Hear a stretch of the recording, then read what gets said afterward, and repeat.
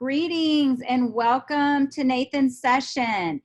We have a couple of minutes before we will kick things off, but in the meantime, if you will please find your icon to join the chat window. If you're not seeing it, if you scroll maybe along the bottom of your screen or if along the top, hopefully it will show itself.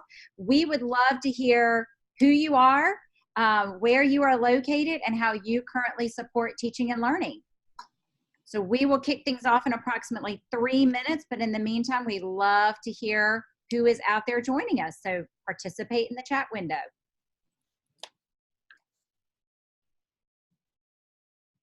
Oh, Nathan, you got Plymouth, Michigan. Do you know where that is?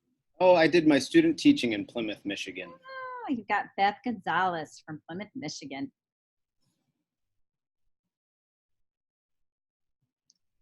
Oh, man. You know what school? Yeah, it was Smith Elementary. I almost forgot. There's so many elementary schools in Plymouth. Nice. We have some North Carolina people. We have had such a range of people joining these sessions. I don't know if I shared, we have had somebody from Egypt join us, from coast to coast of the United States. Like, they've just been popping up from everywhere, which has been amazing. It has really been able to lend itself to some great collaboration and conversation, just to kind of hear how things are happening and being approached a little differently depending on what region of the United States you're in. So we are thrilled to have everybody jumping in. We have about 1 minute and then we will kick things off.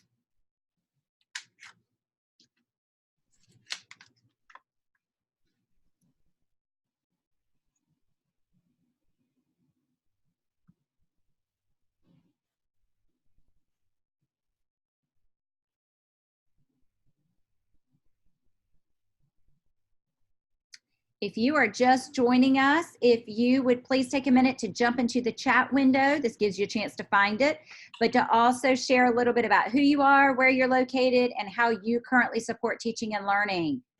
It will certainly help Nathan as he starts to share. It also helps us here at the Friday Institute to know who we're attracting, who's coming into some of the sessions.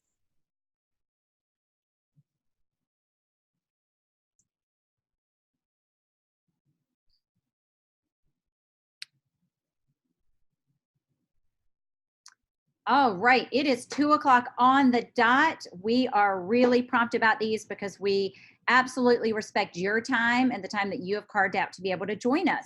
So on behalf of the Friday Institute, welcome. This is the session being facilitated by Nathan Hatt, entitled Rapid Design for PBL, using low stakes design challenge to teach creative fluency. So we are absolutely thrilled to have Nathan with us today out of Michigan, as well as all of you joining us from across the United States.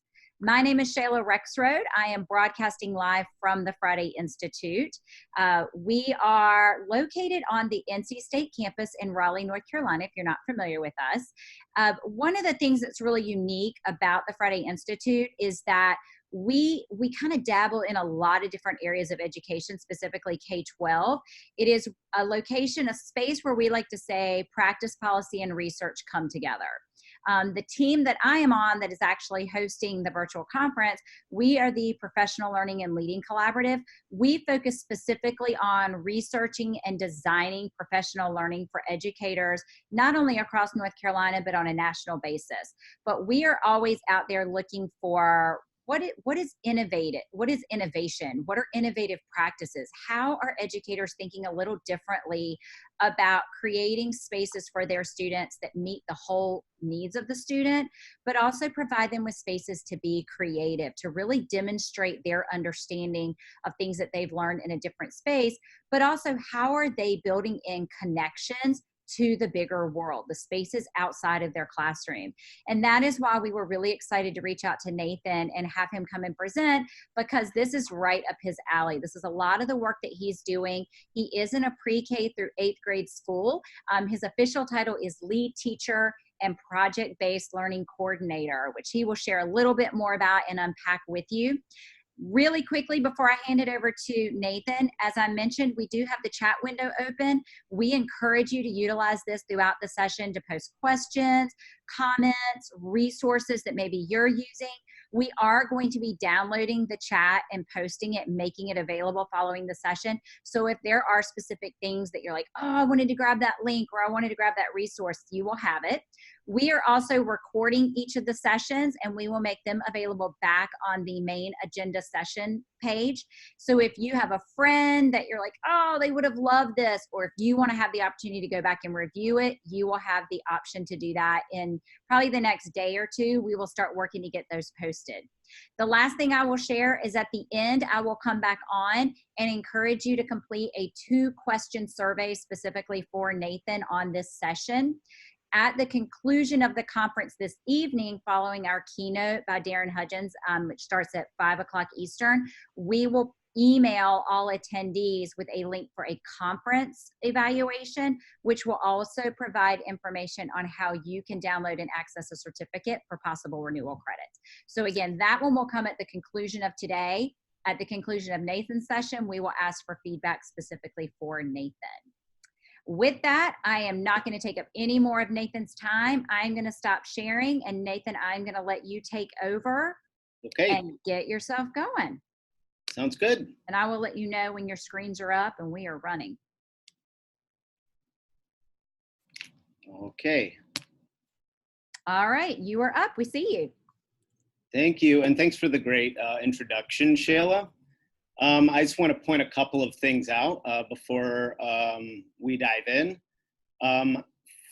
For me, I need a lot of structure, so I have my presentation notes right here. So if you see me looking down, it's because I'm reading from them. And that's just because this is something I'm very passionate about, and this is something that I can talk a lot about, and I fear that I'll get into the weeds if I don't keep myself structured. So I'm sure if there's questions that pop up in the chat, Shayla, I'm sure you can help out with that. But I also have a question and answer session scheduled for the end. So you can also save questions for the end as well.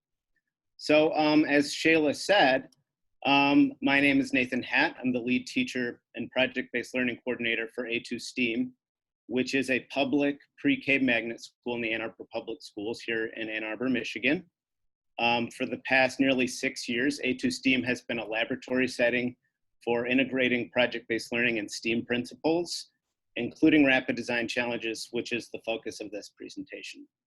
So it's through this lens that we will understand this work today. So I'm going to share a little bit more about my school and my personal journey for deeper context. So A2STEAM was formerly a neighborhood K-5 school. And in the summer of 2014, community members started a process to revitalize the programming and re-articulate the philosophy that drives the school culture. The district began a process which resulted in new hires from within the district and from other innovative schools around the state of Michigan. I came from the HFLI network in Detroit. Schools in the HFLI network implement design thinking challenges for all students, in addition to the rigorous curriculum.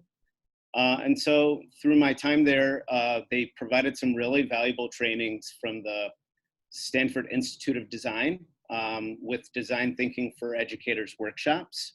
And it was there that I was first introduced to the formal concept of a rapid design challenge. That said, however, what was attractive to me about the prospect of working at A2STEAM was the opportunity to build a program from the ground up that designs units of study that are integrated with the curriculum, whereas the design thinking challenges at HFLI were kind of standalone. So there's quite a bit that could be unpacked if I were to try to describe all the programming at A2STEAM. But what is obvious to most is that there's a focus on STEAM programming, which is STEM with arts integration. A big part of our STEAM programming is the Project Lead the Way curriculum, which runs from kindergarten through 8th grade. PLTW is an elective, however, and all other teachers use the PBLWorks framework for project-based learning to design integrated units of study that result in authentic public products.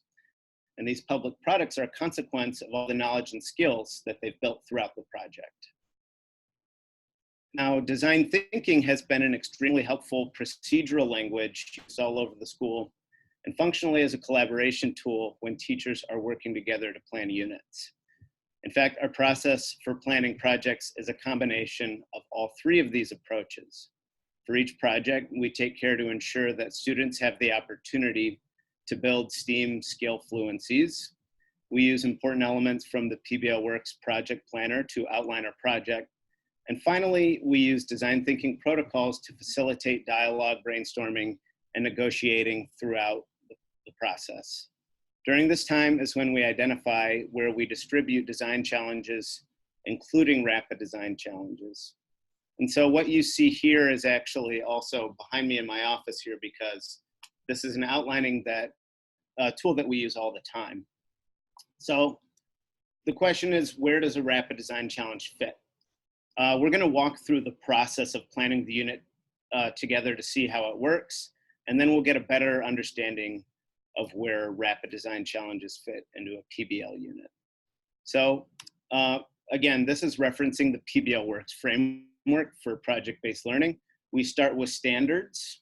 And so before embarking upon unit design, teachers take great care to organize their sequence for the whole year, but they still want to allow a little bit of flexibility, and this creates opportunities for integrated, authentic instruction. The second grade team at A2 STEAM has 3 major integrated PBL units each year, and their fall unit has a set of standards that have lined up like this. So they have economics, informational text, narrative writing, visual design, and coding. The next step in the process is to imagine possible public products. Public products are artifacts of learning that synthesize knowledge and skills and reach an audience outside of the classroom. So at this stage, we use a series of design thinking protocols called ideation that allow us to productively brainstorm through the creative process. And we always want to start with a set of criteria. That's important to front load because if you're doing this before you generate ideas, you're kind of creating some parameters that a common language for negotiation later on. For example, this particular set, the teachers identified that product should be authentic, should be a capacity for creative choice, and the project should be feasible. They shouldn't be more than the teachers are capable of handling. And so, you know, when teachers are making these negotiations, they refer back to that criteria. Is it authentic? What makes it authentic? Is it feasible? Etc. So usually we're able to generate scores of ideas in short order using some design thinking norms before we scrutinize them. And when we do, we refer back to the criteria set out at the beginning before we engage in the process of evaluation.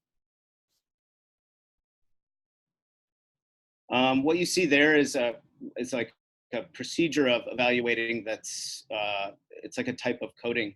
So it's kind of like a vote, but it really frames a conversation. So it's not as though going through this protocol, you're just picking the one that you're gonna go with, but you can start to see how other people are thinking. So obviously the C's stand for capacity for creative choice, the A's for authenticity, and the F for feasibility.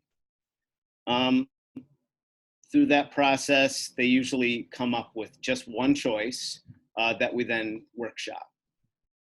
And so the next consideration is the authentic audience. So some authentic audiences reach far outside of the classroom and into the greater community.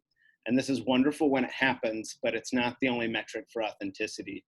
So for this project, second graders were designing a game to teach their parents to be more thoughtful consumers.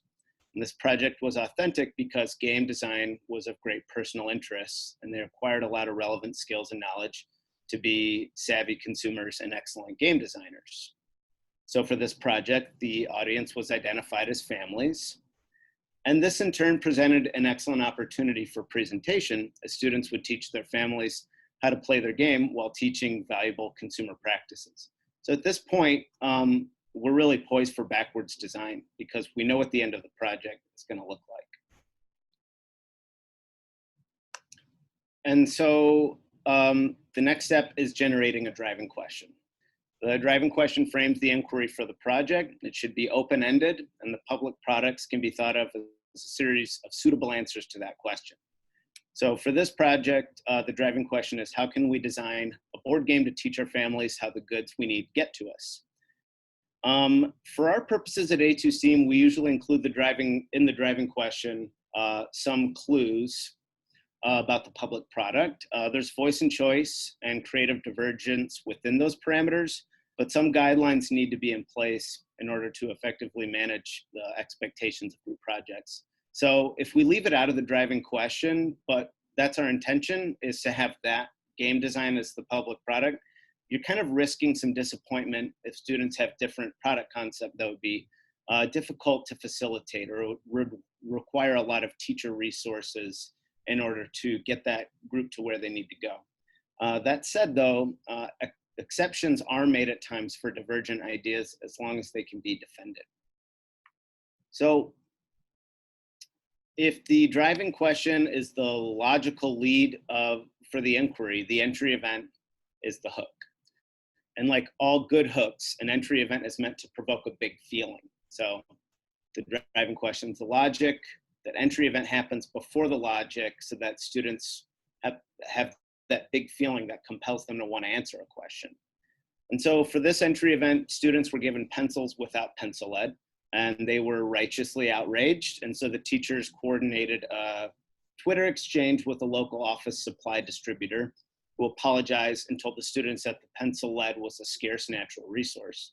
And so after this, teachers introduced the driving question. The students engaged in the need to know protocol. The need to know protocol is from PBLWorks. It's used for generating and organizing all the inquiry that happens at the beginning of a project, all the questions, and much documentation can be found on the PBLWorks site. So with the project planning essentially bookended, what remains is the sequencing of instructional activities. PBLWorks uses milestones for this process to encapsulate larger phases of learning as they progress. In this project, students started by learning more economic concepts and applying them to their daily life. Then they contextualized further and learned about local economies with a series of field trips and guest experts. And their last milestone in the inquiry phase was to pick a natural resource and trace its progression through the economy until it finally was for sale in the marketplace.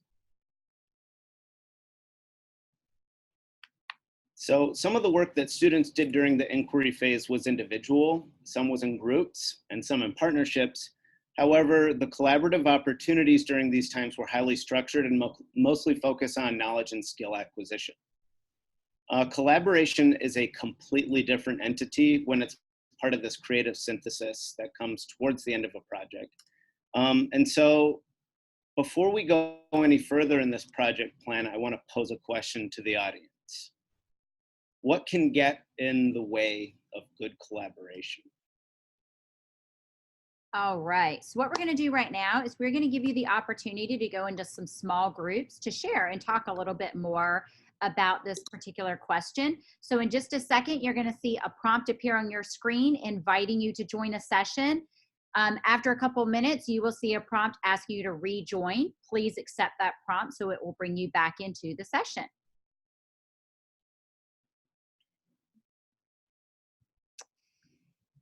All right, it should be popping up for you now.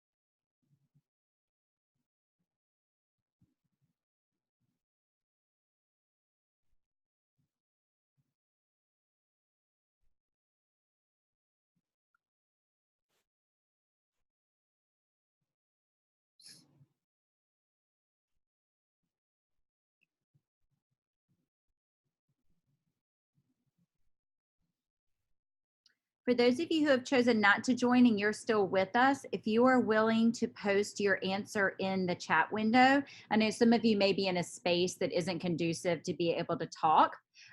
So please feel free to post your responses in the chat window. for the group to participate as well.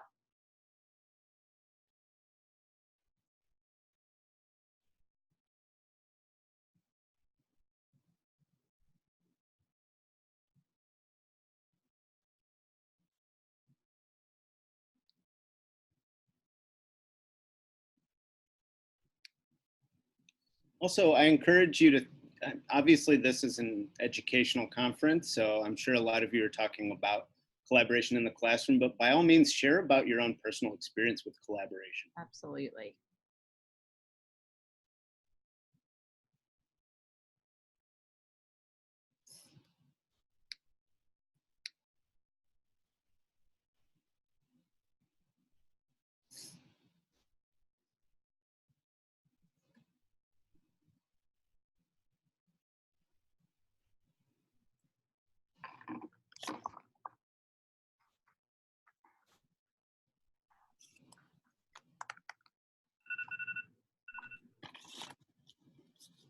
All right, Nathan, I'm going to go ahead and start bringing folks back in. I will let you know when everybody is back so you can continue. Great.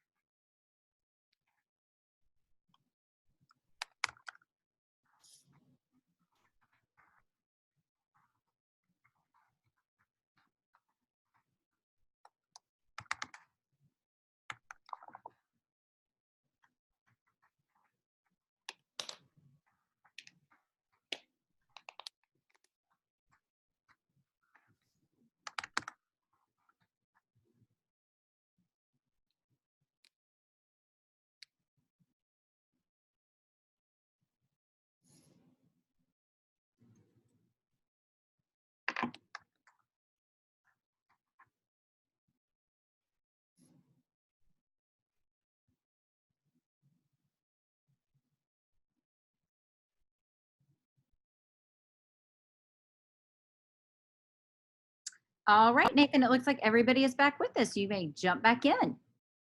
Great. Yeah, I was just reading through the chat here and looking at the things that were being said. I hope you had good conversations in the breakout. And just to be clear, I facilitate a lot of rapid design challenges, and I always start with this question because it usually generates a lot of conversation, good conversation, and it helps to understand more about the why of like, why would we do a rapid design challenge?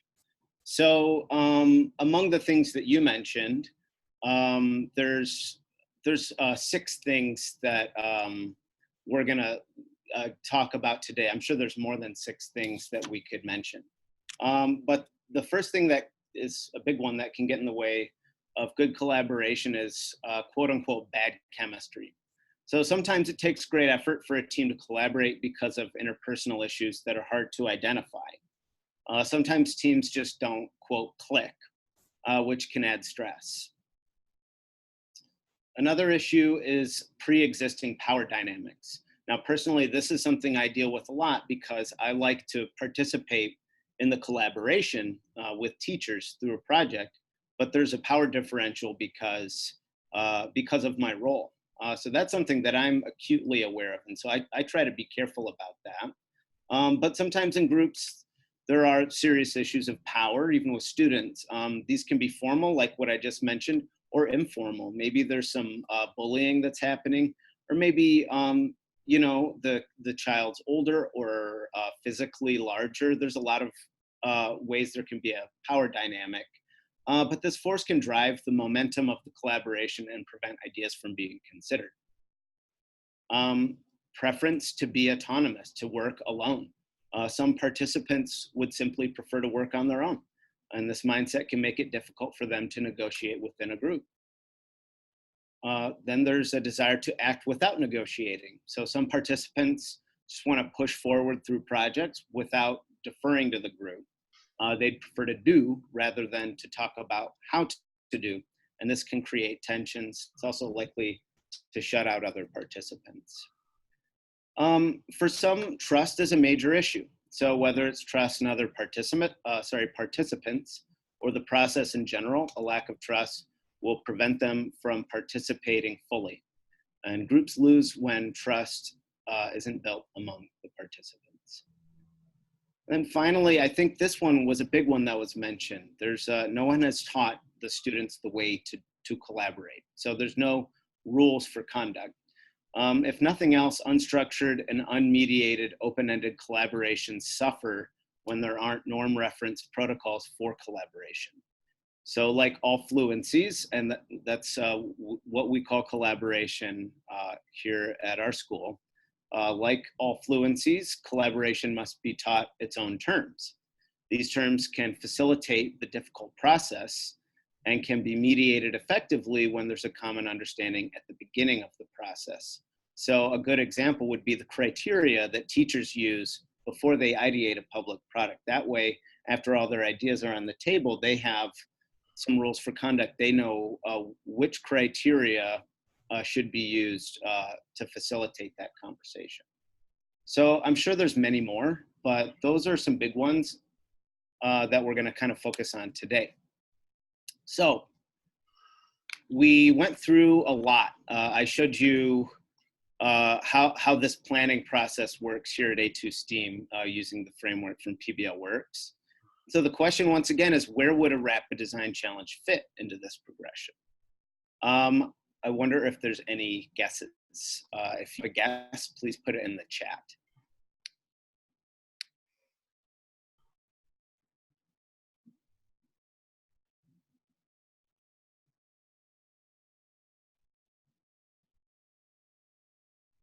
Any guesses? That's okay if you don't want to take a risk. For research B, interesting, okay, yep.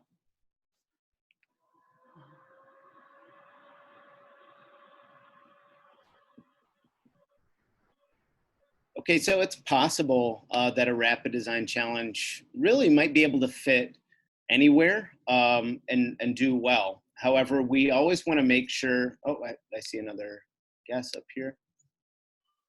Okay, so we always want to make sure that rapid design challenges happen before the project starts. And this is important because we're going to talk right now about the concept of high stakes and low stakes. So we say high stakes for this part of the project for many reasons. Not only are students expected to engage in rigorous academic activity through project-based learning, they're also designing a product for a real audience. So this can create a lot of stress. While some stress is healthy, it's important for it to be distributed progressively. So rapid design challenges are specifically not tied to instructional outcomes because the goal is to teach norms and protocols through a low stakes experience. When the inquiry phase of a project is ending and it's time for them to engage in creative collaboration, skills and processes that are taught through a rapid design challenge can be reintroduced during that time and contextualized to the project. So you could put a rapid design challenge in the middle. Often it's a great way to just kind of freshen things up, but I would recommend always having rapid design challenges before a project if you do plan on putting a rapid design challenge in the middle of the inquiry. And so this is what is in fact specifically recommended by PBLWorks in their strategies handbook. In addition to other structures and activities, rapid design challenges can help create a normative culture around collaboration. And so the question is, what should we want from a rapid design challenge? So far we've gotten a glimpse into the project planning process, and we've discussed some of the pitfalls of collaboration. And from that, we can generate a list of criteria for rapid design challenges that would be helpful for participants to feel empowered and motivated to collaborate. So rapid design challenges, of course, should teach collaboration norms. As discussed earlier, negotiating skills that participants can learn to use will help them to collaborate with less mediation. Rapid design challenges should engage students. If the delivery is dry, participants might not see a reason to learn the skills. Rapid design challenges should be fun. Rapid design challenges should provide opportunities for feedback and revision. An important part of design is the ability to revise and iterate. And this is an essential feature of the design thinking process. Rapid design challenges should spark creativity. If a design challenge can also give participants an opportunity to access their own inherent sense of innovation, it will be a more authentic transfer of skills when it comes time to be used in a high stakes project. Rapid design challenges should be teachable as a quick lesson. So while they shouldn't be rushed, they're designed to be standalone activities. And the longest rapid design challenge that I've facilitated took place over 2 hours. So rapid design challenges can, however, be distributed at intervals like we talked about earlier, where appropriate, especially if the facilitator wants to focus on a specific skill and have participants reflect on that aspect. Finally, rapid design challenges should be accessible. Depending on the facilitator's comfort level, resources, and time, a rapid design challenge should be something that's possible to do well. Otherwise, the participants may not benefit from all that it has to offer, or worse, leave confused or agitated. So we're going to look at some. And hopefully after we, sorry, that's a bell over here at A2 Steam. After we go through these, you can be thinking about maybe a rapid design challenge that's appropriate for you. And there are likely many more approaches than what is outlined for the remainder of this presentation. But what I can speak to are these approaches because we use them with consistency at A2 Steam. Team building activities are not strictly rapid design challenges, but they're good. They're a good baseline for comparison. I'm sure many people are very familiar with team building challenges, and they can accomplish many of the goals that we just outlined. Should be noted that PBLWorks identifies team activities, in fact, as an effective means of building culture. The team building activities that I'll be referencing are what are called the Zing train set from the Zingerman's business training model. Zingerman's is like a deli here in Ann Arbor, but they have this huge capacity for building business management techniques. And so they have this whole curated set of team building activities that are really high quality. And so we're lucky enough to have them here at A2 Steam. But I reference them because they're very high quality, and some team building challenges that you might find on the internet just through a search aren't that great. I'm going to outline what specifically is good about this set. We're also going to look at a rapid design challenge curated by the Institute of Design at Stanford. We're going to look at Liz Gerber's mockups and a rapid design challenge developed here at A2 Steam. And so with each example, I've given a rating from the categories that we just talked about here. And these assessments, it should be noted, are anecdotal. So this is kind of my take, but also a take from a conversation that I've had with teachers here at A2 Steam. So team building activities are characterized in a few unique ways. They involve participants working in teams to set out to solve a puzzle or a similar challenge with constraints. Teams are usually in competition with each other. Even if competition's never directly stated, they're collaborating within their team, but they're often trying to solve the puzzle before other teams do. And often there's like a special trick or catch to it, right? So there's like, if you kind of figure out this secret, you can do it really well. Teams that communicate well usually are successful, but if they don't have specific participants that are able to emerge as leaders, it doesn't matter how good their communication is, because it's hard for these puzzles to be solved without some leadership. So these roles tend to just kind of emerge. We don't designate roles within team building activities. Okay, so team building in many ways is that low-hanging fruit if you're considering building norms and culture before a project begins. Now again, this graph represents anecdotal analysis. So this is just from the perspective of teachers at A2 Steam. Participants usually enjoy these challenges, and most of them are pretty quick. Depending on the complexity of the challenge, they also may be fairly accessible. But team building doesn't have much in the way for feedback and iteration. I'm sure you could make an argument that that has that capacity, but when we talk feedback and iteration, there's specific things we look for in comparison to rapid design challenges. It leaves opportunities for participants to build trust. However, and it doesn't have many explicit, there's that bell again, sorry. It doesn't have many explicit collaboration norms per se that might transfer to that high stakes design challenge. Some could make a good argument. That's in fact why I gave it a 7 as opposed to a lower rating, that trust is really important. But when we talk about a transfer of skills, we're talking about something more along the lines of a protocol rather than simply just that trust that's built up through relationship building. So the D.school gift giving challenge is, as I was saying, I was referencing the HFLI network, which is where I used to work in Detroit. This is something I first did when I was working there.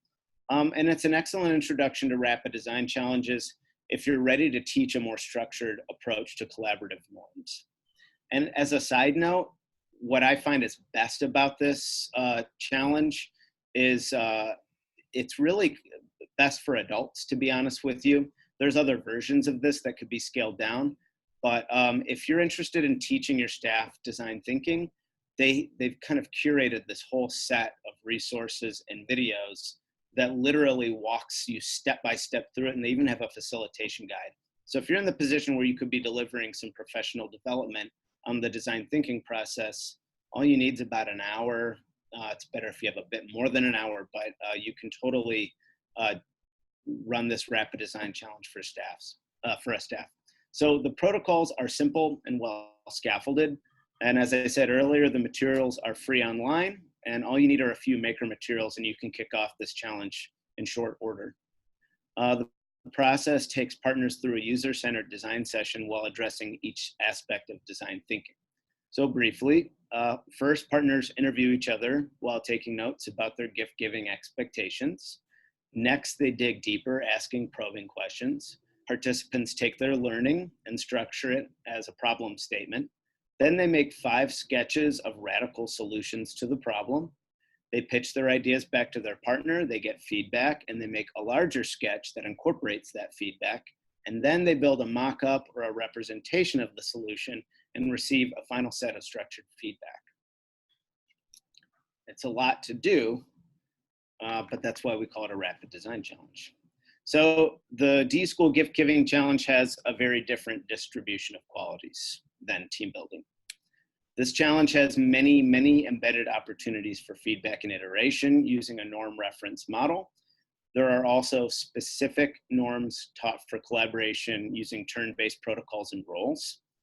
And when I say roles, it's not assigned roles. It's kind of like an A and B switch. So if there's trust built during this challenge, it happens through process rather than with a puzzle. Compared to other challenges, however, this is probably the least engaging. There's a lot of process involved, which can make the experience feel constrained at times for some participants. What compounds this factor is that participants are designing for real people, which raises the stakes. So if we want these to be low stakes challenges, you're getting into kind of a bit of a muddy area here.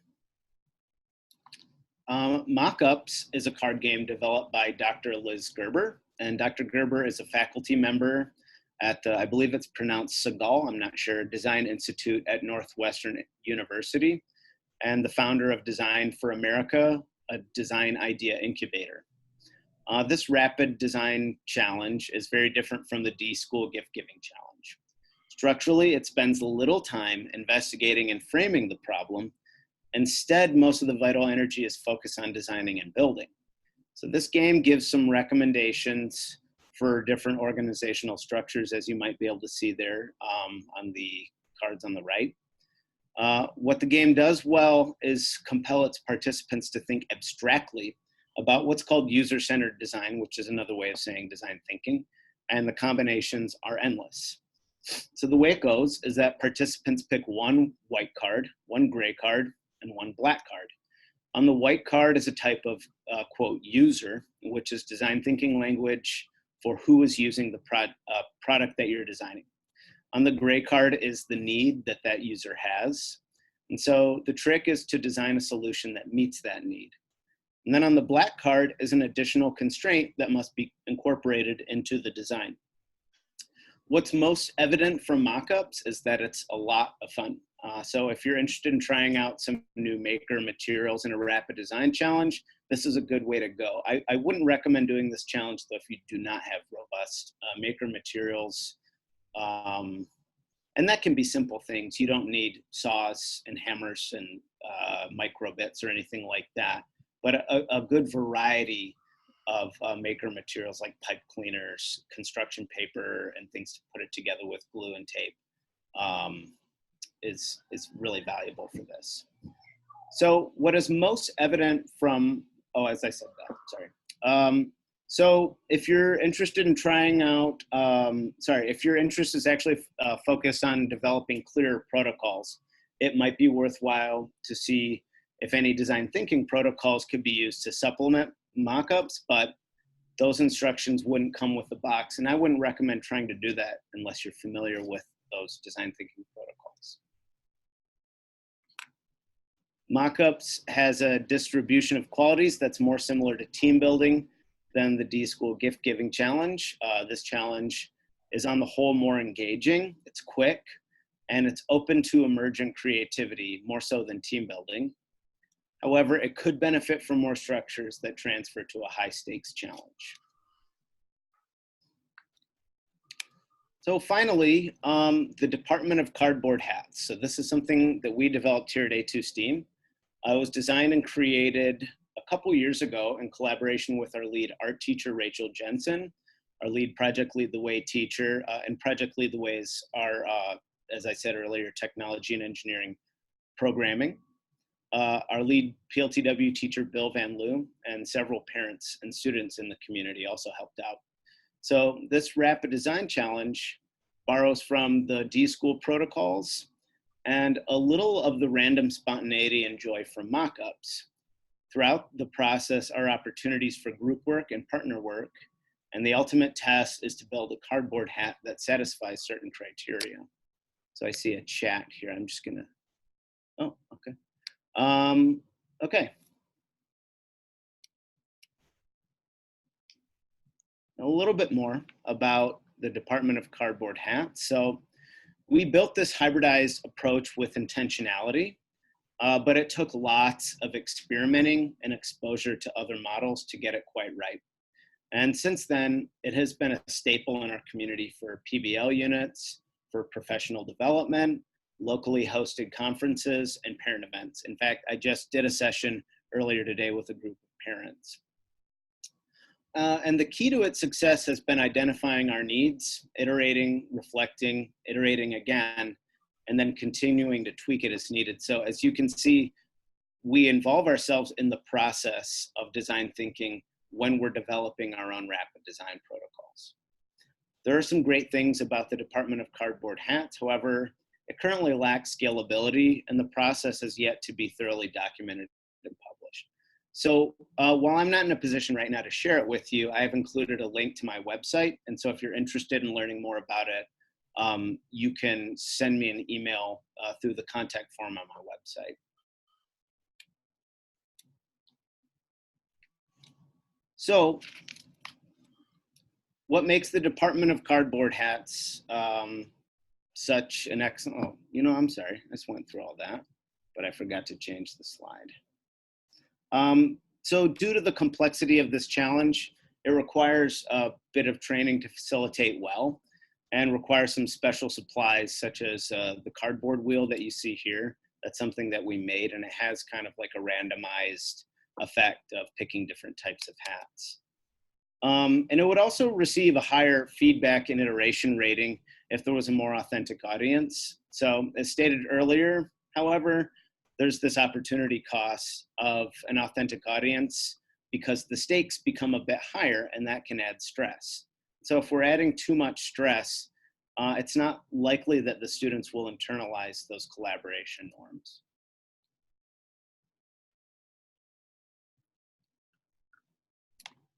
So overall, this is how rapid design challenges compare to one another and to team building. And one more time, I just do want to point out this is not a study. This is our anecdotal analysis based on our own conversations. So by looking at this, it should be clear why we've decided to kind of make our own protocols. We really wanted to hybridize something that had that joy and spontaneity, like a team building activity and mock-ups, but also taught protocol, the D.school gift giving challenge. Just gonna look in the chat here. Yep.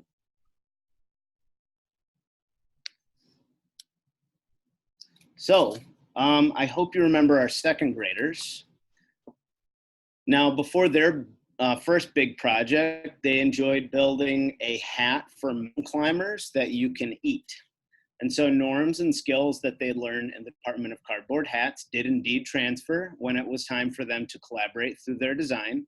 Their games were fun and educational, and Family Game Night was a big hit.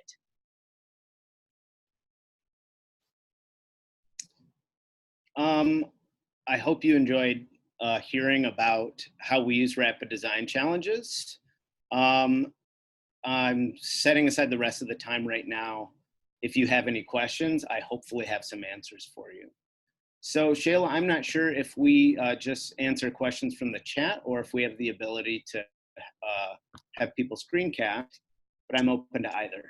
Yeah, so typically we've been doing it through the chat just because we do have a lot of people in the session. But if you do have a pressing question that you want to articulate, you're welcome to take yourself off of mute. A big shout out to those of you who have been posting all the amazing resources in the chat. So if you continue to have ideas, websites, apps, things like that that you're using that have also helped support PBL in your building, we would love to have those added. As I mentioned earlier, we will be capturing the chat window and making those available as well following the conference. So if you do have any questions, please feel free to drop them in the chat, and with the time remaining, we will give Nathan a chance to answer. In the meantime, Nathan, I'm going to ask you to stop sharing. I'm going to take back over. And I have just a couple of last minute things just to make sure. So Nathan, if you would just stop sharing for me. Sorry. That's okay. This crazy system that won't let me take over until you give me. Oh, I see it. Yep, there we go. There you go. Awesome. All right. Let me get my screen back up. Thank you again to all of you who were able to join. Just a couple of really quick things that I want to make sure I cover. Oh, I apologize. My screen is all over the place.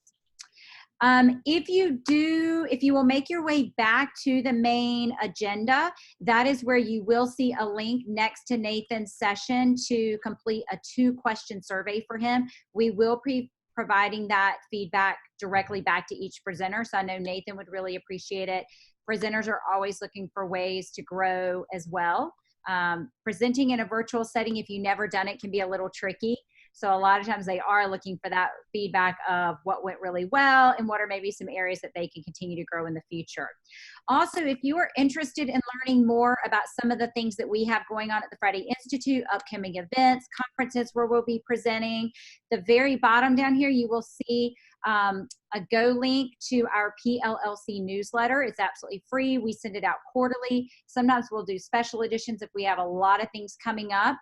We actually just issued one letting folks know about some conferences, some free MOOCs that we have.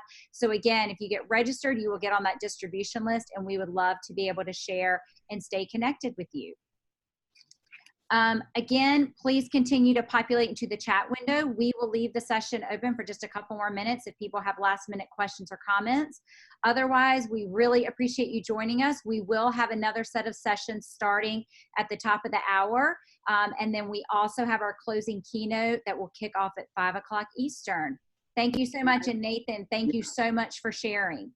And Sheila, I just want to point out the one slide I did not get to was just a lot of links. So all the things that I shared, with exception to cardboard hats, simply because there's just a description of that, not instructional resources, are shared on that final slide if you want to look back to the presentation that was shared.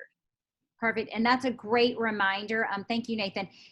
If you want to access his presentation, if you go back to that main agenda, you will see a link in the first column to his presentation deck. So yes, you can go back and reference it as well.